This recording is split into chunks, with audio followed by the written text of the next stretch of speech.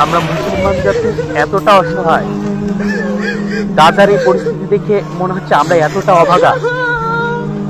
এই পৃথিবীতে আমাদের মুসলিম জাতি এতটা অভাগা, এত বড় বড় মুসলিম কান্ট্রি থাকা সত্ত্বেও আজকে আমরা এভাবে মরছি।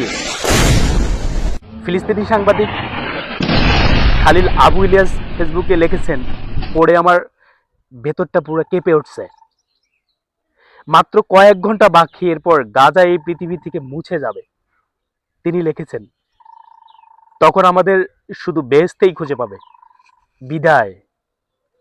তোমাদের যারা ইতিহাসের সবচেয়ে নিষ্ঠুর আরব হিসেবে পরিচিত হবে, ইতিহাসের পাতায় লেখা থাকবে পাকিস্তান ছিল বিশ্বের অন্যতম পারমাণবিক শক্তিধর, তবু গাজা রক্ষার্থে একটি বোমা উড়ে আসেনি। মিশরের বুক চিরে নীলনদ বয়ে গিয়েছে শতাব্দীর পর শতাব্দী, যা প্রাণ জুগিয়েছে আফ্রিকার মরুভূমিকে। অথচ পাশেই গাজার শিশুরা তৃষ্ণায় কাঁপতে কাঁপতে মাটিতে লুটিয়ে পড়েছিল। সৌদি আরব আমিরাত ছিল তেলের সাগরে ভেসে থাকা বিলাসী সাম্রাজ্য, কিন্তু গাজার অ্যাম্বুলেন্সগুলো পেট্রোল না পেয়ে রাস্তায় দাঁড়িয়েছিল নিঃশব্দে, নিরুপায়।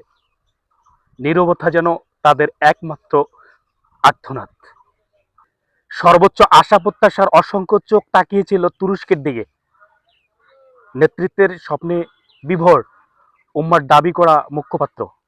তবু গাজার জন্য তারা কিছুই করলো না।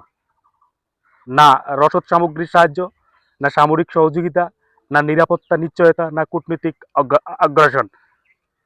গোটা বিশ্বের মুসলমানদের ছিল 50 লক্ষ সৈন্য, ছিল ট্যাঙ্ক, ক্ষেপণাস্ত্র, যুদ্ধ বিমান, স্যাটেলাইট, গোয়েন্দা বাহিনী, ছিল আধুনিক প্রযুক্তি, এমনকি হাইড্রোজেন পরমাণু বোমা। কিন্তু গাজার আকাশে একটাও ছায়া পড়েনি, গাজার দিকে কেউ হাঁটেনি। সবকিছু থাকবে ইতিহাসে। গাজার মতোই কাশ্মীর, ইউগুর, রোহিঙ্গা সহ বিভিন্ন প্রান্তে জুলুমাতের অন্ধকারে থাকা মুসলমানদের কথা। তবে সবচেয়ে করুণভাবে লেখা থাকবে, তারা চুপ ছিল, সবাই নীরব ছিল। মৃত্যুর চেয়েও গভীর ছিল সেই নীরবতা। ফাইজান বিন হক, একজন ফিলিস্তিনি মেয়ে, গাজা থেকে লেগেছিল, আমাদের খবর আর তোমাদের বিরক্ত করবে না, আর মাত্র কয়েকদিন সব শেষ হয়ে যাবে।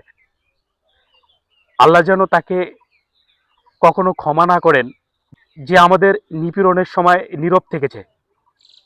একজন ফিলিস্তিনি শাইখ বলেন, আমি ঠিক এখনই আমার মেয়েকে দাপন করলাম, শরীর ছিল কিন্তু মাথা ছিল না। গোটা বিশ্বের মুসলিমকে জাগতে হবে। আমাদের ঘরে বসে থাকার আর কোনো সময় নাই। আমাদের সজাগ হতে হবে, আমাদের প্রস্তুত থাকতে হবে।